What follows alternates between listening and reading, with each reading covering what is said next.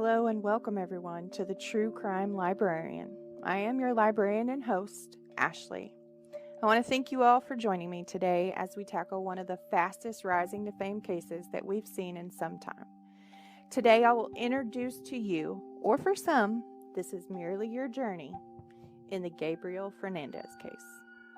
How this flew under the radar for some time is beyond me. It's one of those cases where the details stick with you long after you put it down, and it will forever change the way you look at child abuse in the future. With so many details that are involved in this case, today's episode will be one in a multi-part look at the brutal torture and murder of a young 8-year-old boy who wanted nothing more than a mother's love, but instead fell victim to the evil torture that she and her boyfriend created.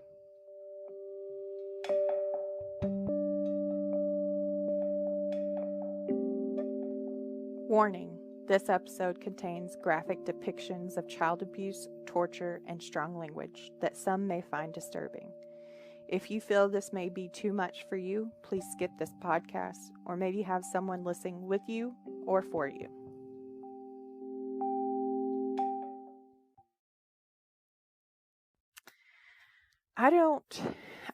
When I sit down and I look at this case and I'm looking like, where do I need to start with this? I can't seem to pick one place to begin. I mean, I'm pulled in research from one end of the spectrum to the other. I look at everything from the details that happen in the beginning that should have been flags to the details that happen in the end that shouldn't have happened in the end. Let me introduce you to Gabriel Fernandez. He was born February 20th, 2005, to his mother, Pearl Fernandez. Pearl would later be reported that she did not want Gabriel in the beginning of this pregnancy, but her uncle, Michael Carranza, and his partner, David Martinez, talked with Pearl and asked her to go ahead and have Gabriel, that they would take him and that they would raise him, and that she would not have to be a part of his life if she chose not to be. Later, we find out that her parents, Robert and Sandra, they had custody of Gabriel, even though the first few years of life, Gabriel lived with Michael and David. And in that home, he knew love. He was raised to love his, Michael and David. They loved him. To me, it was a happy life. This was the best that he could be. A few years into his life, around the age of 3, Robert and Sandra decided that they would go ahead and have Gabriel move home with them. There are various reasons why they chose this that are out there. I'm not going to give you one reason or the other, because nothing I have found has really stood out and been like, yes, that's it. And I don't think it's fair to Michael or David to try and portray any of those rumors, is what I'm going to call them, because like I said, I can't confirm them, so I have to go with them being rumors of why Sandra and Robert decided to have Gabriel come stay and live with them. So around the age of 3, Robert and Sandra moved Gabriel back into their home, where they were the ones that were awarded with custody. Now, here's the getcher. Here's the thing that just blew me away. At any time, Pearl never completed the termination of her rights as a parent to Gabriel. She never legally gave him up for adoption. The judges never fully awarded her parents sole custody, meaning that, Pearl was unable to come in and take her rights back as a mother. It was never completed. And for whatever reason, that left the custody kind of up in the air, really throwing things for Gabriel's early life. Around October 2012, Pearl Fernandez and at this time her boyfriend Asario Aguirre, they move in with Robert and Sandra, and Pearl has custody of one of Gabriel's older brother and his older sister. I guess that would be one, because I found another child. So one of his older brothers and one of his older sisters. They moved in with Robert and Sandra to help get them on their feet so that they could get out and get their own place. And it's hard to say when this happened, but at some point, Pearl and Asario find a place for them to live with the other two children. And during that time, they decide if she takes back custody of Gabriel, then they can get more in their welfare assistance that they're getting. And so sometime in October, it is reported by Pearl's parents that they came to pick Gabriel up to take him to a barbecue. And there's a picture of Asario and Pearl at a barbecue that Asario's family was having. And I can't confirm nor deny if that's the barbecue that they all went to, but at whatever case, they went to a barbecue, they took Gabriel. And that would be the last time that Gabriel would ever live with his grandparents. It was at that time that Pearl went ahead and took back custody of Gabriel. She decided, I'm going to raise the kids. And of course, the grandparents, they called the authorities and they said that Pearl had kidnapped Gabriel, only to learn that in the papers, because paperwork never fully went through, Pearl could resume her custodial rights at any time. And so this is going to be the beginning of a very long 8 months for this young boy. And it only gets worse from here. I wish I could say that there was some good times early on, but there isn't, as we don't know the date that the barbecue occurred. So we're just going to assume sometime in the month of October. Our very first report of child abuse comes October 30th from Jennifer Garcia. She's Gabriel's teacher. And what led to her go ahead and filing a report with DCFS is Gabriel came to her and asked her, he said, is it normal for your mom to spank you with the metal end of the belt? And there's different claims about what her response was. And honestly, I'm not gonna go there. I'm not gonna put that out there. If you want to look into it, feel free, please do. It's your knowledge. But I don't feel that any response was needed. I mean, hearing just that part of it makes my face just twist in confusion, because I'm like, how could anybody think that's normal? But Gabriel asked. He asked if it was normal. He also asked if it was normal to bleed after being spanked with the metal end of the belt. And it was at that time that Miss Garcia decided that she was going to make her file with DCFS. The next day, Garcia was contacted by Stephanie Rodriguez. She is the DCF worker that was assigned to her case, or assigned to this case, and the investigation into the allegation that Gabriel is being abused at home. This visit would be one of the only times that social workers would follow their protocol and document on what's called a body chart. And what it is just you would document, hey, there's a cut on his hand, or there's a bruise on his leg, or whatever. This is required. This is required with every home visit from a DCFS worker. You're supposed to go in, you're supposed to talk to the parent, you're supposed to talk to the child, you're supposed to report what you see. Another part that was really overlooked and missed is this. I mean, because this bruise was documented. It was a bruise on the inside of his left thigh, I believe it was. And maybe a little abrasion. I'm not clear on what all that injury was that entailed. It wasn't fully filled out. So this is the only time.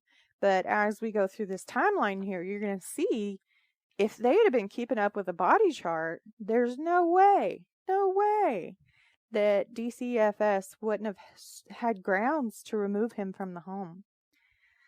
In November of 2012, Garcia noticed Gabriel with several new injuries, including chunks of missing hair, bloody scabs on his head.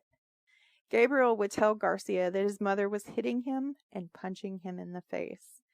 I can't imagine having my hair ripped from my scalp and then going into public looking like this. I don't know what other people do, but to me as a parent, even if my child had fallen and caused an injury similar to this, I would be terrified of people thinking I was capable of doing that. And for her to willingly send Gabriel to school looking like this showed just how untouchable Pearl felt. She didn't think that anybody would come in and do anything. They couldn't stop her. This was her home, her child. And it just gets worse. There is a parent-teacher conference between Garcia and Pearl where Garcia begins to tell her how Gabriel is doing in the class, only to be cut off and be told, "I do not hit my children. I make them exercise." Later, we're going to learn just what that exercise entails. I encourage you to go look on the internet, and if you haven't seen her, and look at Pearl Fernandez, the intimidation that is just simply there as she stands there with a blank expression could only mean that, you know, everybody was intimidated by her. And this includes Jennifer. She was noted in saying that the first time that they met, she met Pearl and Asario at the Meet the Teacher event at their school. She didn't want to get on their bad side. I mean, it was readily apparent. They sat there emotionless. They had no questions. There was no concern with what or how Gabriel would be doing in the new school year. In January of 2013, further reports were being made to DCFS by Garcia as she was noticing more and more injuries. On one occasion, Gabriel came to school with a swollen face covered in little round bruises. When asked about them, Garcia asked Gabriel. Gabriel told her that he fell. Later, he would admit to Mrs. Garcia that his mother, Pearl, had shot him in the face with a BB gun as he exercised. And this goes back to when when Pearl told Garcia, "I don't hit my kids. I make them exercise." I don't know what kind of exercises that she's done, but I don't think I've ever had somebody just stand and peg me with a BB gun or a pellet gun or even a Nerf dart gun to try and elect me to continue said exercises. This seems beyond humane at this point. And gosh, I can't imagine what that would feel like to have that being said to me. It's almost unreal. There would be two other occasions where Gabriel asked if she could, quote, "call that lady." This would later prove unhelpful, as each time that lady, referencing to Stephanie, would come to Gabriel's home, he would come to school with more injuries. With each call by Garcia, the social worker would begin to distance herself by not returning the phone calls. Garcia then turns to services offered by the school. She's going to try and help Gabriel in any way she can. The injuries are just getting worse as he comes to school. He's starting to come to school in girls' clothing. And if he's caught changing into his own clothing, that means further abuse when he gets home by his mother. He's coming to school with new marks on him, and they're not marks that are easily hidden. I mean, they're right there on his face, they're on his arms, they're on his legs. She doesn't even try to hide the abuse. So Garcia turns to the school to see what they can do, and she was told by administration there were no services we could offer at this time. However, they did give her a pamphlet to send home with Gabriel, but Garcia feared that if she sent that home to Pearl, it would only cause more abuse to Gabriel in the end. So she threw it in the trash. And I can't blame her. I would too. I mean, if you think that's going to help what's going on here, I mean, I can imagine what she is telling these administrations and telling them on, this is what this child looks like. This is what he is telling me that is going on at home. And then they simply sit back and say, no, there's nothing we can do. This is beyond what we can do. Garcia would later admit during Osario's trial that she had DCFS on speed dial. That's how many times this woman had picked up the phone and called that hotline and was like, hey, I have a student in my class that, it is just readily apparent. He is being abused. It's just beyond me. How could you ignore the cries for help from her? And teachers are underpaid, and they're pushed to their max. They're using their own money to buy school supplies and to furnish their classrooms. They already have a lot on their plate. And then to turn around and say, well, no, you can't really help here. This is beyond your scope. Our children, when we send them to school, these children become these teachers' other children.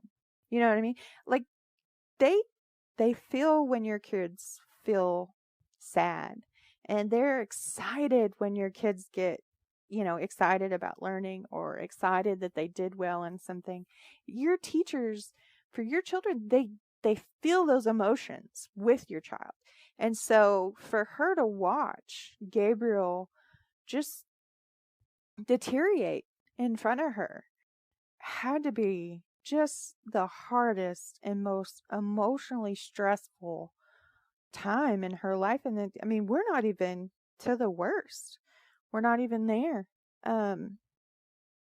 In April, the last report by Garcia would be filed. This time, the findings would be documenting by DCFS that, quote, no safety threats at this time based on currently available information. There are no children likely to be in immediate or serious harm, end quote.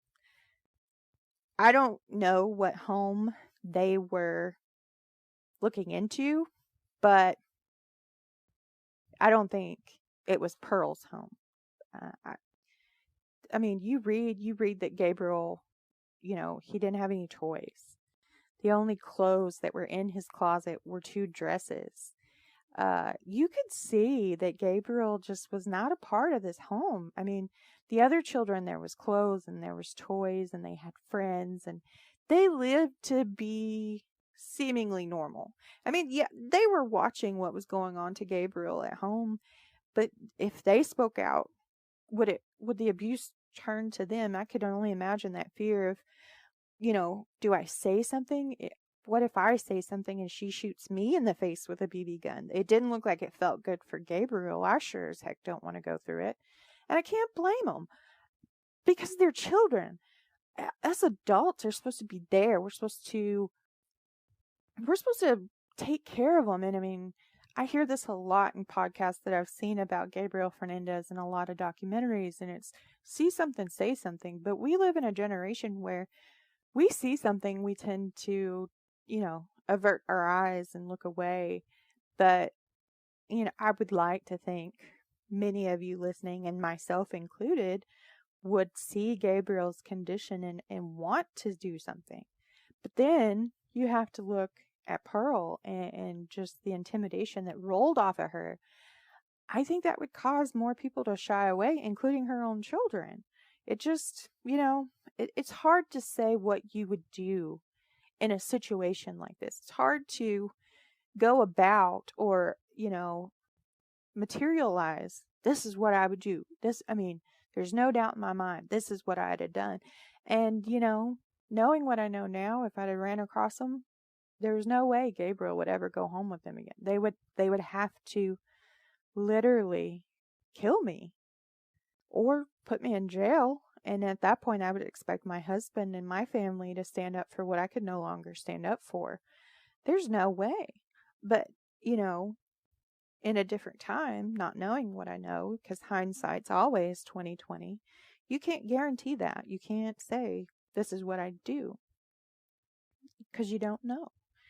You just don't. And I wish we felt more comfortable when you see a mother yank a child in the store to be like, hey, wait a minute, you know, you're an adult, and you know this is a child.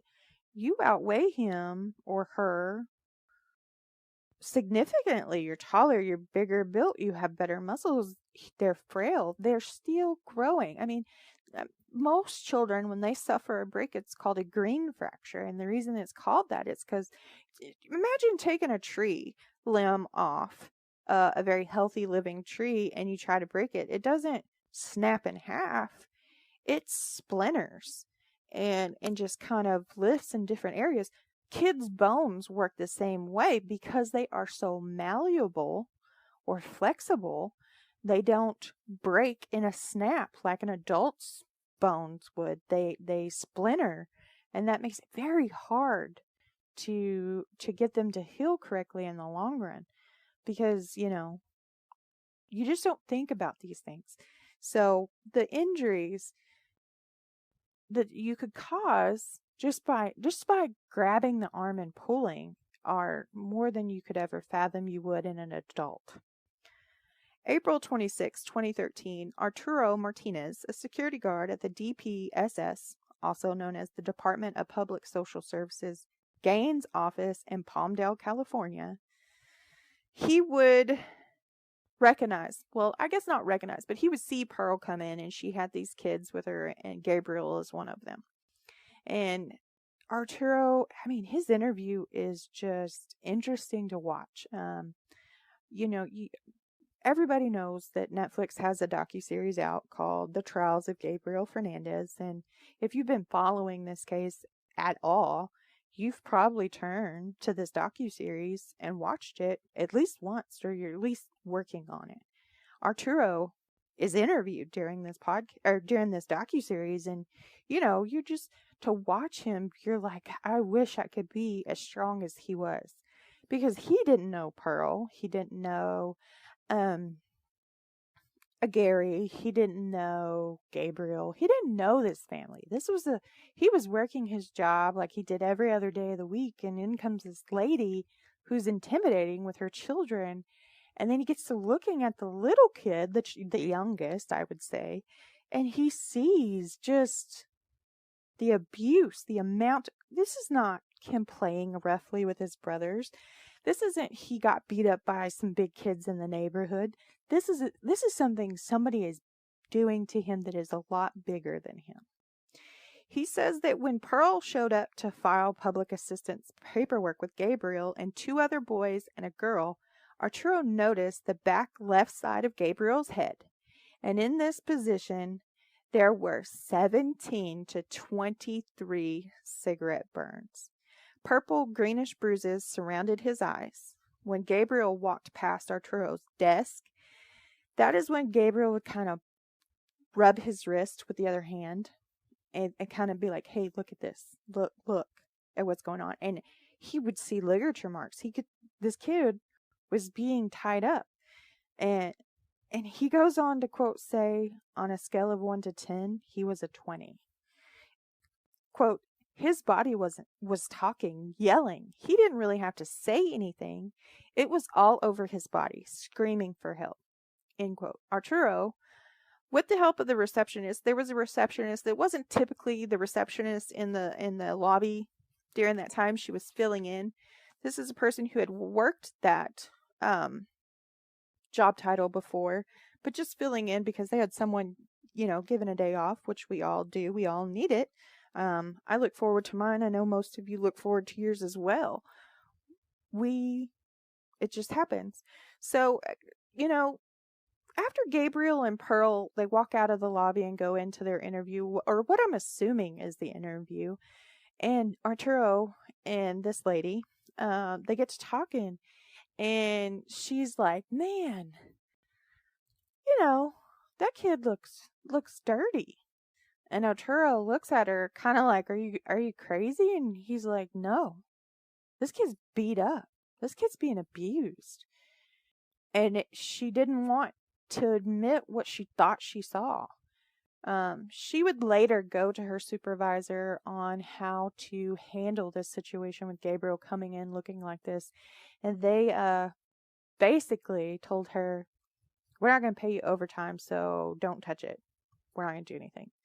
And when you work in something like that, you work with the HIPAA laws. You're not allowed to give away somebody's personal information. That's against the law. I mean, HIPAA states that very plainly, so Arturo wanted to do something, but as a security guard, you're just sitting there. You don't have access to these people's personal information, but she did. And with her help, Arturo got their home address, and he called 911. The dispatcher would tell him later that this is not an emergency, and he needed to call the non-emergent line. Most of us probably would have been like, I tried. Hopefully not when you see somebody this badly abused, but most of us would have been like, I tried. He wasn't satisfied with that, so he found the non-emergent number and he called, and he told the LA County Sheriff's Office what he saw on Gabriel. He reported, what this kid looked like when he came in through the lobby, and the response by the dispatcher to this report just blows me away. And I know they're trained to not show emotion. I get that. But this is just something, if somebody would have called me, in my mind, this would not have been my response. Quote, "We'll see what we can do." End quote. That just blows me away. Sometime in the beginning of May, Gabriel would attend his last day at school without even knowing. School officials would send the LA County Sheriff's Office out to the address that they had on file, only to find out that was no longer their address. Garcia would finally learn through administration that they got a hold of Pearl, and Pearl told them that Gabriel would not be coming back to school, that he had moved with his grandparents to Texas. Once this information was relayed to Garcia, she almost had relief. He was out of that home. He was away from that situation. Things would get better for him. Only to find out, within a week, Gabriel Fernandez would be dead.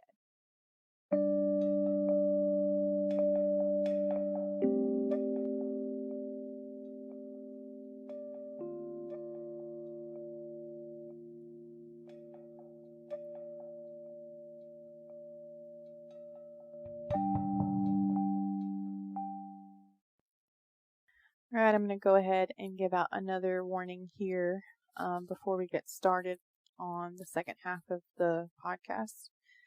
What is described next may be hard for some to hear. There will be graphic detail as to the abuse Gabriel has suffered from the last 8 months in his mother's care. If you feel as though any of this may be too graphic, please stop here, and you can pick up next week with the rest of the story. I will go ahead and do a pre-warning for next week.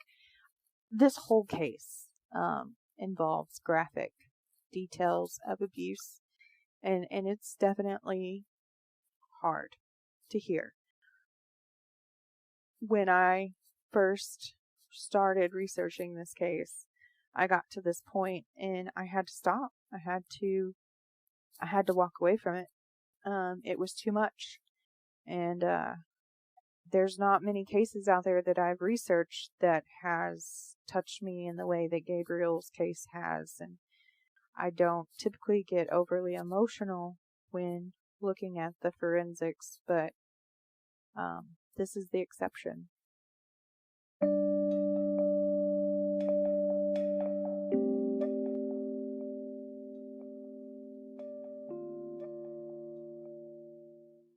May 22nd, 2013 is the night of the fatal beating. It is reported that when Isario Aguirre gets home from work that night, Pearl tells him that Gabriel had asked her, quote, "Why do you stay with him if he hurts you?" end quote. This statement enrages Isario leading up to the beating. Pearl's daughter was in Pearl and Isario's bedroom when they brought Gabriel in, and she testifies that they hit, punched, kicked, and ridiculed the boy. It is stated in various other places that Pearl and Isario believed that Gabriel was gay. Now, most 8-year-old boys are very in touch with their emotional side. If they get sad, they cry. If they're happy, they're giddy. Excitement. Think of a typical 8-year-old boy.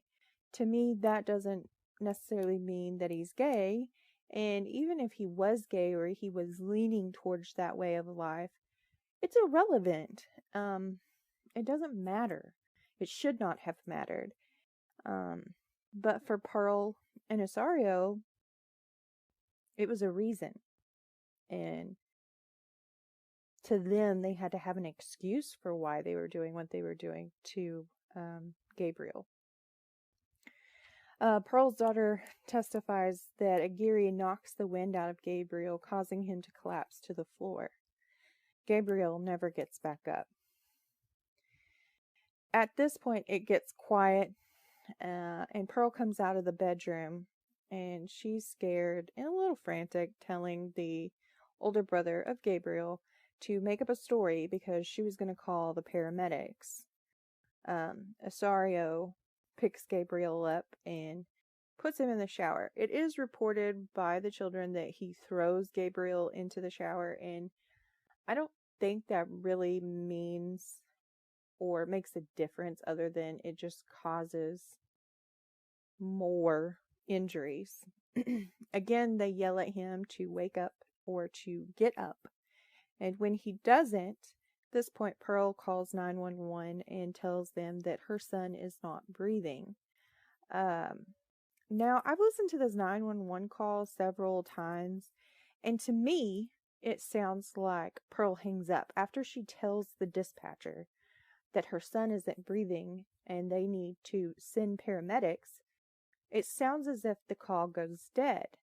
Now, whether the call goes dead or she's simply transferring the phone to Isario, either way, we get a recording of Isario on the phone talking to dispatchers, and he is telling them that his son was playing with his other son, and Gabriel fell and hit his head on the cabinet, and now he's not breathing. So the dispatcher decides to, or follows protocol, basically, and it instructs Isario how to perform CPR. Now, if you have ever performed CPR or seen somebody perform CPR, this takes a lot of energy. This is an exhausting thing to do. I mean, you're having to hold a steady beat of compressions that would mimic the beat of the heart. And if the patient isn't breathing, you have to give 2 breaths. Now, the American Heart Association doesn't necessarily say that those 2 breaths make a difference. However, those 2 breaths adds oxygen into the blood, and as you compress, that blood is flowing out to other parts of the body, which will go and in hopes will go to the brain and prevent any deficits that could have happened due to lack of oxygen. Again, I've listened to this 911 tape, and to me, it does not sound like he is a person who is actively giving CPR. Now, he could be over there just kind of pushing down here and there. I don't know. But first responders get there, and it's not documented whether or not that Isario is giving CPR to Gabriel. And at this point, I guess it really doesn't matter. Now we have trained professionals in the home. They they ask Cesario if he can pick Gabriel up and bring him into the living room because their hands are full. They have all their gear with them. And when they go into a home that's seeking medical attention, they never know what they're going to come into. They never know what they're going to need. So they grab the major necessities and take it with them. That way it's readily available right there if they need it. And the first responders start resuscitating Gabriel. And they get him to a point where they feel comfortable transporting him in the ambulance to the hospital. And as they take him down the stairs and get him in the back of the ambulance, Pearl and Cesario are not displaying typical behaviors that a parent would display when their child is unconscious and not breathing and coding. Their concern isn't if Gabriel is okay.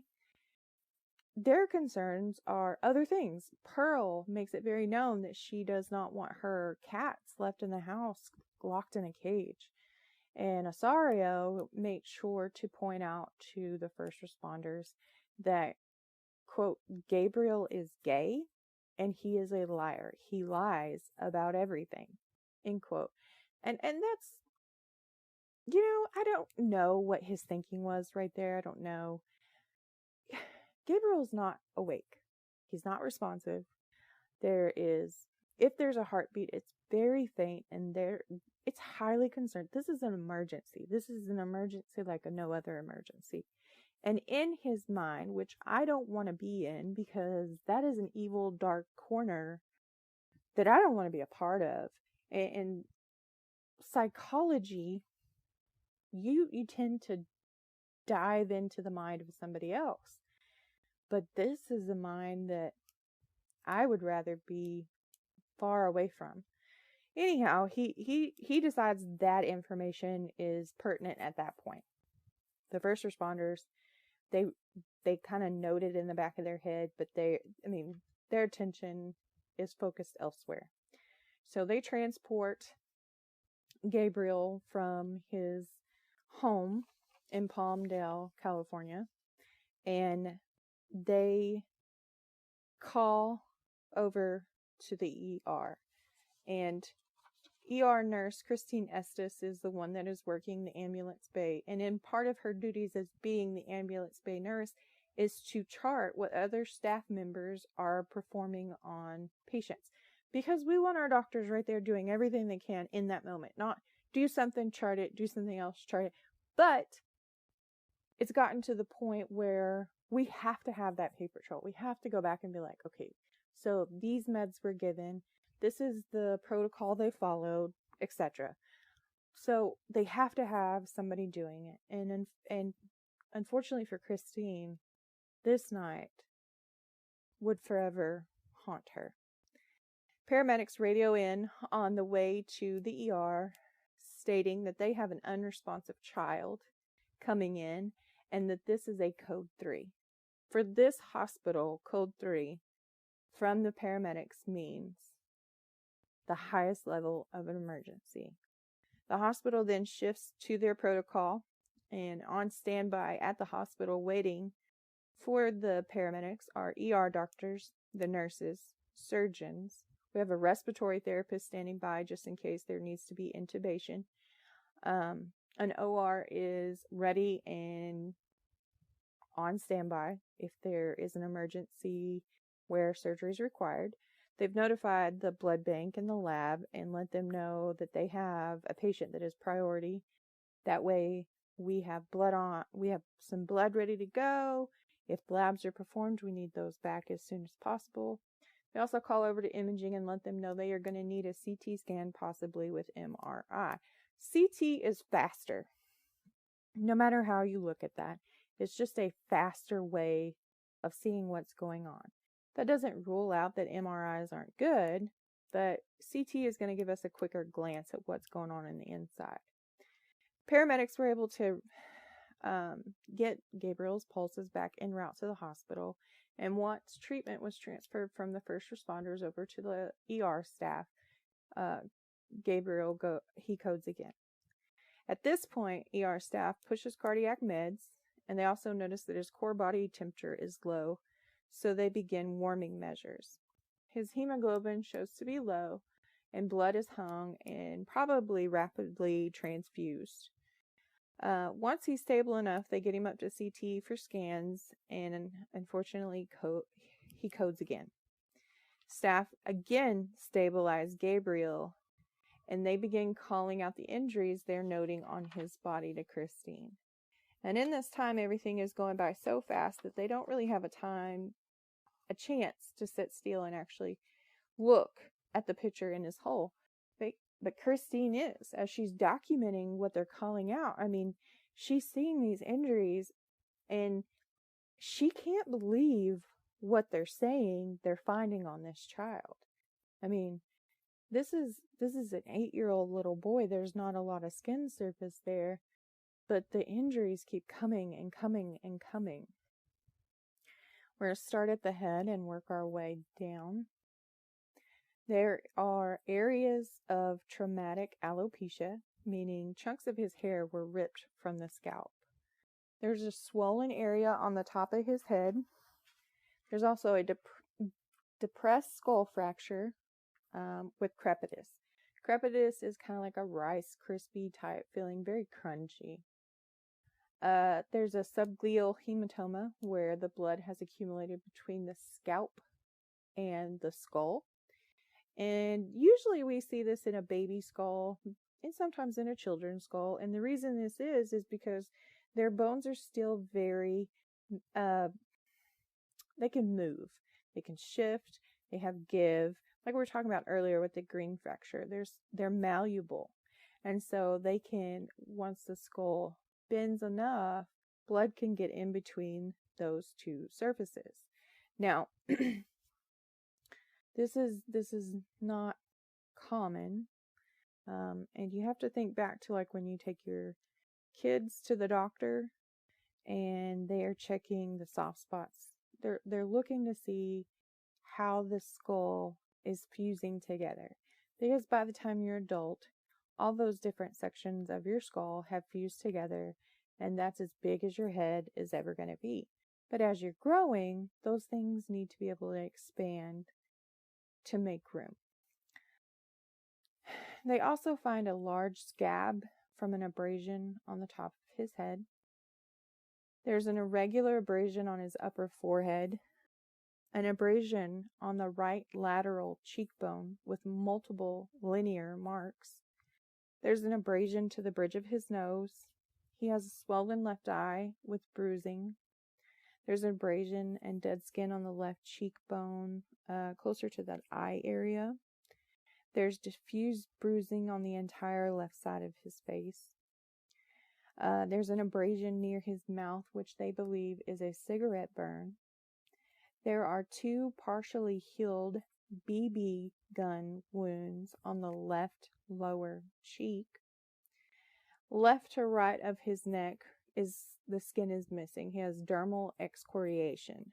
And it's kind of like the skin was peeled off or picked off. It's also red and inflamed. He has missing teeth.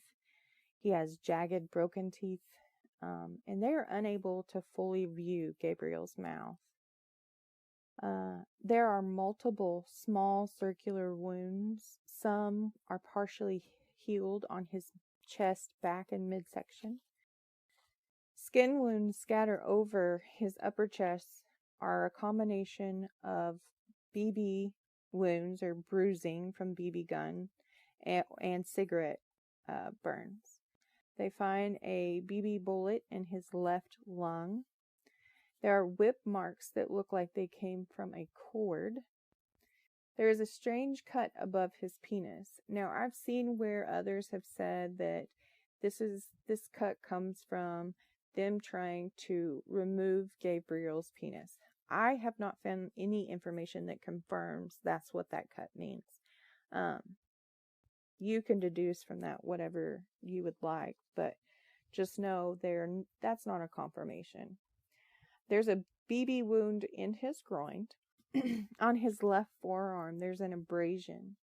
On both of his wrists, he has purple ligature marks.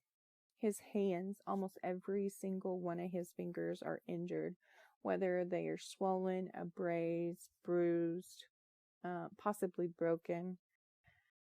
On his left palm, there appears to be a burn mark. There's a burn mark on his lower left leg that is kind of in the shape of a spoon. They think they warmed up a spoon and stuck it to his leg. Both of his knees are swollen. He has abrasions on the top of his feet, as though he was being dragged. His feet and toes are swollen. And again, there's dark purple ligature marks on his ankle. Overall, the staff notes that there are multiple cigarette marks covering his body. They are all in various stages of healing, some fresh and some nearly healed, some scarred. There's bruising covering his body, also in various stages of healing. This is not everything. I mean, you have 20 reports just from the teacher in this last 8 months of the amount of abuse that comes from the home. The kids report at some point that Isario puts Gabriel in the bathtub and sprays him with mace. And when Gabriel goes back to school, right there towards the end, they did a Mother's Day gift, and part of that was taking a picture holding the letter M and holding the letter O, and then making a silly face for the last M. Most mothers look forward to the Mother's Day gift that their children make at school, and Gabriel was so excited to make something for his mother in hopes that she would love him. And in those pictures, sadly, you can see his eye is swollen and is really red. You can see his hands are tore up. He has bruising all over his face. He's got missing hair. He has abrasions and cuts just everywhere. And it's in that photo or those photos that you can really kind of see Gabriel's love for his mother. Even though this is what he looks like, he is smiling. And you can just feel that he's excited to make this for Pearl. Maybe this will show her he does love her, and maybe she will love him in return. Unfortunately, Christine Estes had to document all of these wounds shortly after these photographs were taken. And she is quoted to saying, once the ER staff was able to take a moment and Gabriel's care was transferred over to the Children's Hospital of LA, they transferred him to their facility, and the staff was able to take a step back out of the chaos and really view and process what they had just handled.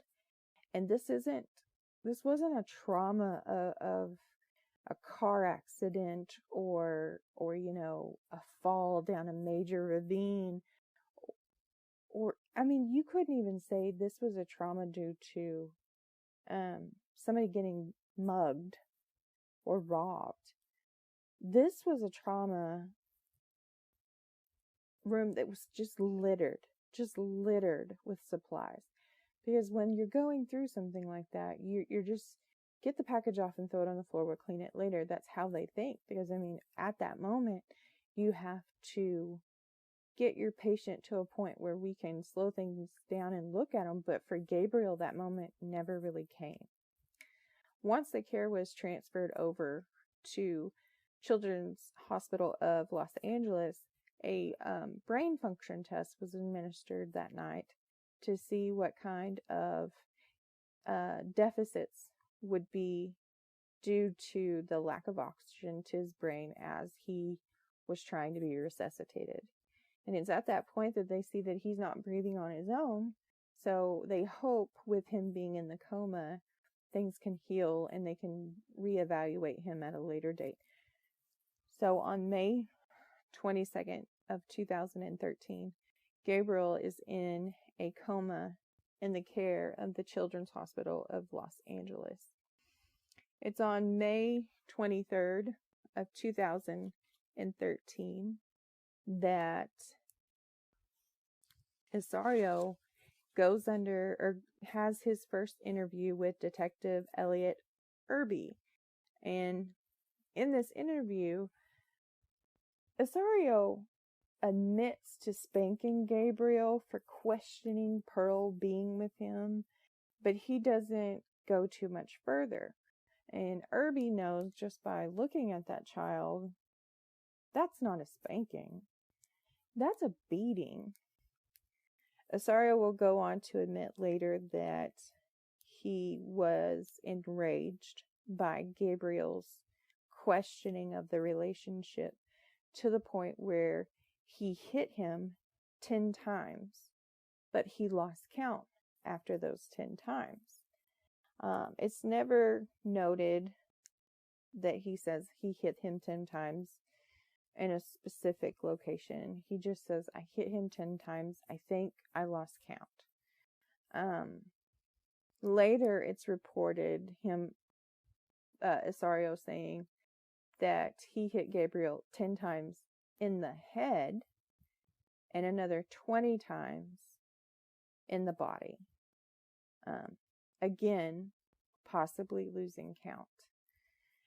Detective Irby was not prepared for what Osorio begins to admit to. Osorio never intended for it to go this far. However, when you look at all of the evidence from the past 8 months, one could deduce that eventually death would be the outcome. But Osorio's defense says he never intended for Gabriel to die. On May 24th of 2013, the Children's Hospital of Los Angeles go ahead and perform Gabriel's second brain functioning test. The findings of this test lead to the family deciding to take him off of life support at this time. It is highly unlikely that Gabriel was ever going to wake up. And if he did wake up, there would be severe deficits due to the amount of brain swelling and the blood loss that Gabriel would have many functionings of his body that no longer worked. But it is on May 24th of 2013, they declared Gabriel dead. Now, at this point, the body is turned over to the LA County Coroner's Office so that an autopsy can be performed. Dr. James Kemp Ryby of the Deputy Coroner of LA County is the one who receives Gabriel's body. In addition to all of the external wounds that we talked about that were being called out to Christine as she charted in the ER, Dr. Irby is able to come in and take a closer look at this. Or Dr. Ryby. Excuse me. He notes additional injuries, which, again, I'm not sure if this is all of the injuries. And some of those are left out. And detectives do things like that to prevent people from being a confessor to a crime that they weren't. Because there are people out there that, like, I did it, and they were, nowhere near the crime scene the night of the murder or whatever. So you don't always get the whole story. And that's more for investigative purposes. You want to make sure that if somebody gives you one of those details that were never released, you're like, okay, I'm in the presence of a person who was at this crime scene at the very least and could possibly be the perpetrator. But as we know, Asario and Pearl were both a part of this investigation, and there was no doubt that nobody else in that home broke in and beat Gabriel to death. They were taken into custody, and coroner's findings seem to give the detectives and investigators the information they needed in order to charge both Asario and Pearl with first-degree murder, with the special circumstance of allegation of intentional murder by torture. Dr. Ravi finds multiple fractures inside of Gabriel's body, all at different stages of healing. Gabriel's thymus gland. Okay, so this is the gland that is very important to your body. It helps you fight off infections. It sends out your T cells, which are your fighter cells. They're good things to help keep your body running as it normally should. But in the case of Gabriel, when Dr. Ravi went to look for the thymus gland, he almost overlooked it because it was so shriveled that it was nowhere close to what the size it should have been. And with this being shriveled and small, Dr. Ravi was able to give investigators the reason that it does this under stress. Think about it. Okay, so let's think about this for a second.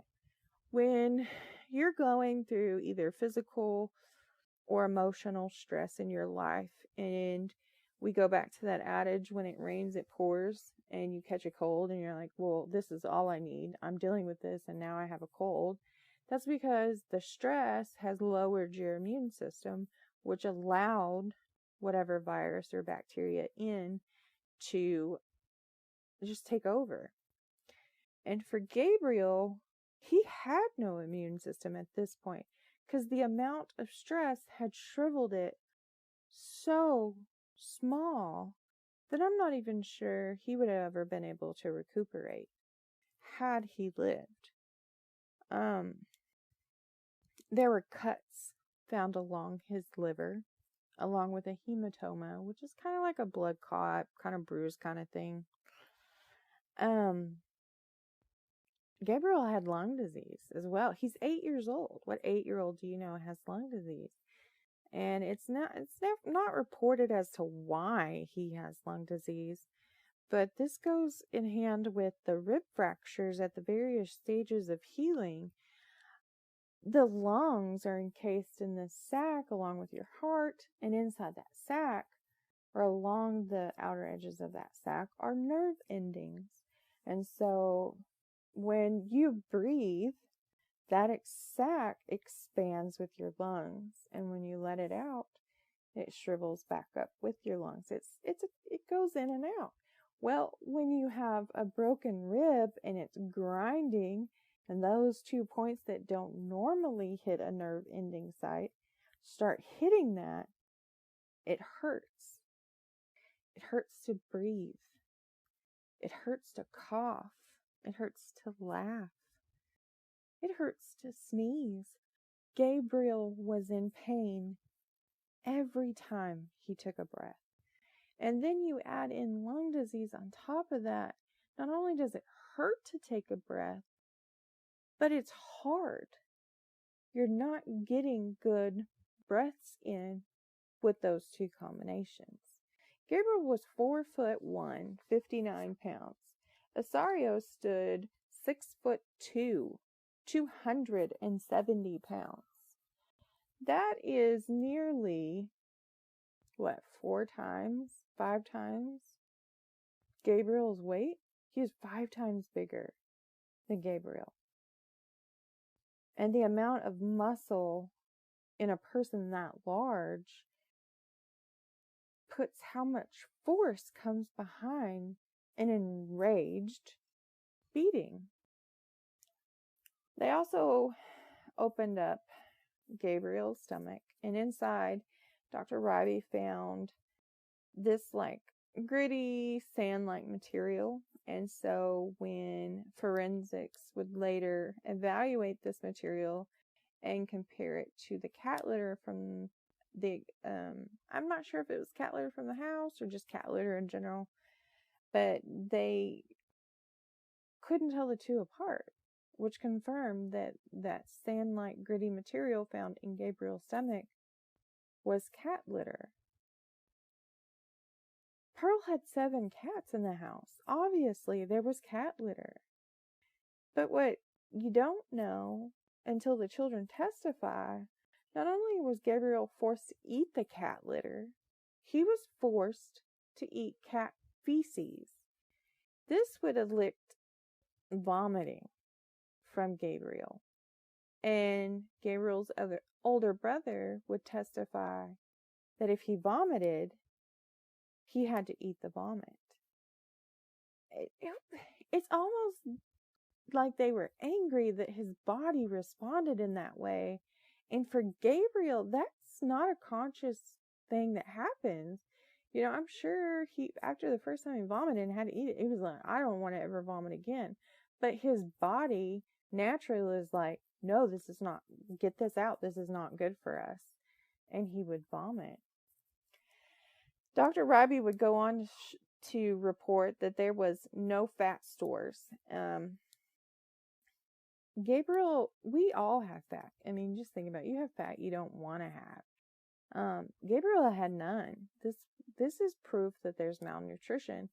And this is a topic that's always on debate, you know, and families that come from a low socioeconomic area, their children tend to rely on school to give them a hot meal during the day.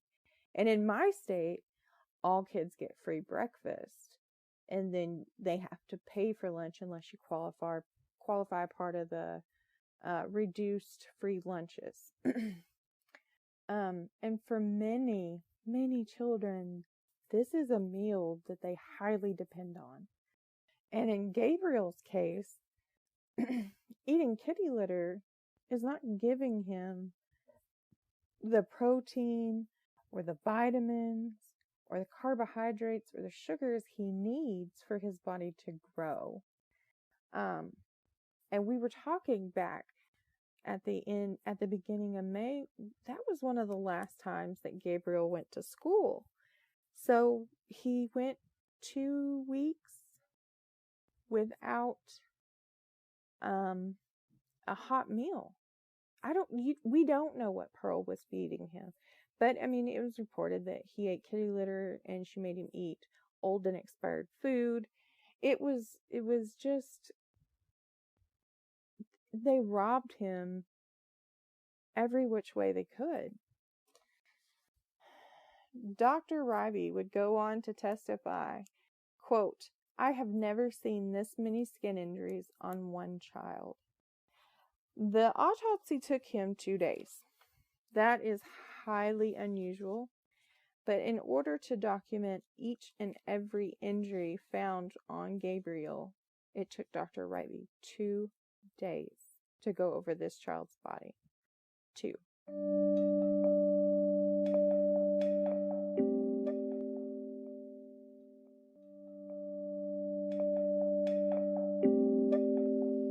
Wrapping up today's podcast, I want to thank you all for joining me today, and I wish I could say that we've made it through the hardest part of this case, but those of you who have been following know that's simply not true. The more you look, the more you find, and the more shocking this case becomes. I want to invite you to join me next week for part 2 of the Gabriel Fernandez case. If you're new to my channel, please be sure to subscribe so that you never miss an upload in the future. You can follow me on Facebook and Instagram at the True Crime Librarian, or subscribe to my YouTube channel, and I'll put the link in the description. If you have any cases that you want to hear me talk about or research, feel free to email me at thetruecrimelibrarian@gmail.com. I have a little one-liner to leave you with today.